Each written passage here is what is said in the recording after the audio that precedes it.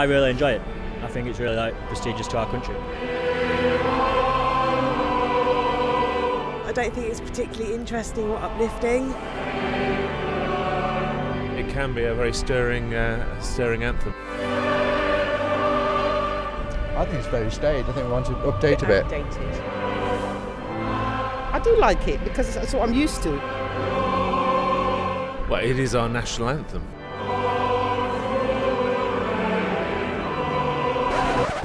God Save the Queen. It's hardly the most popular choice for England's national anthem. It also happens to be the anthem of Great Britain, as well as Northern Ireland. Mr Toby Perkins. Thank you very much, Mr Speaker. I beg to move that leave be given to bring in a bill to provide for an English national anthem to be used at sporting occasions. MP Toby Perkins thinks it's time England had its own anthem and has raised the issue in Parliament. We use in this country God Save the Queen as the national anthem of Britain, but Wales and Scotland have individual national anthems for their nations. It seems slightly incongruous that England used the British national anthem. It seems to me to fit into the mindset that England and Britain are synonymous, when actually we come together as Britain as a sort of choice that we make. England fans would go to the football matches and rugby matches with the flag of St George now rather than the United Kingdom. So I think it's time that we had an English national anthem. The voice for change is getting louder. There's a campaign group called Anthem for England, and a recent poll found 57% of people supported the idea. Toby Perkins says he's had a lot of positive feedback. You ask a few people over a pint or a cup of tea and see what people think, and the more that I kind of spoke about it, people say, well, actually, it's quite. I hadn't really thought about it. It's quite a good point. One of the suggested alternatives is the traditional church hymn Jerusalem.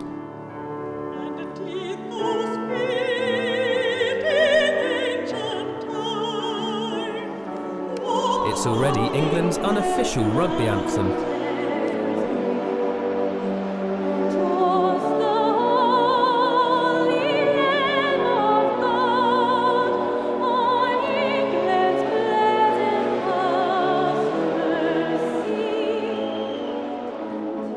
Although the change campaign is gathering pace, not everybody thinks that England should have its own anthem. The anthem of God Save the Queen can be both an anthem for England and for the United Kingdom as a whole. Among those who would vote to keep God Save the Queen is Tory MP William Wragg.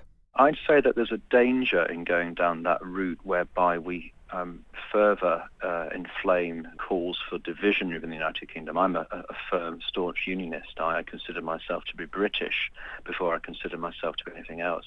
And I think that it would be a shame if England felt the need to go down a route whereby it further sought such separation. Many national anthems hark back to the 19th century. Much has changed since then. So, have they had their day? I would disagree strongly with that, because I would say that, in particular of our national anthem of God Save the Queen, the monarch can act as a useful unifying force, and that people from all sorts of backgrounds and different heritages can come together in essentially singing the anthem. And I don't think it's an anachronism. I don't think it's a throwback to the 19th century at all. I think the origins of our current national anthem are quite interesting, but I won't associate a national anthem with being a nationalist. Hello, Oscar. Yep, hi, come on up. So what is the history of this song we all sing without thinking? Oscar Cox Jensen is an expert in British popular song. The origins of God Save the Queen, 17th century.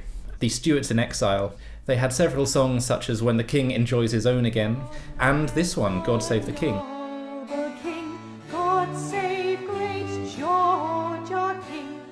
This would be a sort of traitor's song in a way.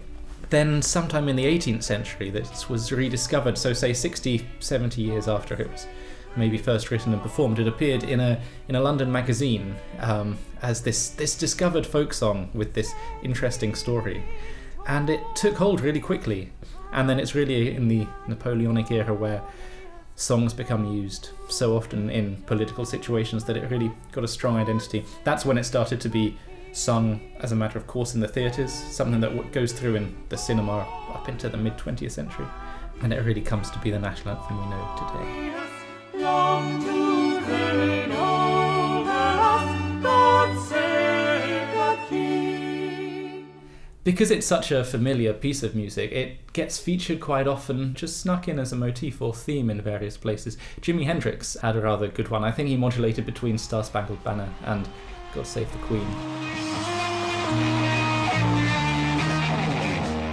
I think composers rate it maybe more highly as a piece of music than many of the populace.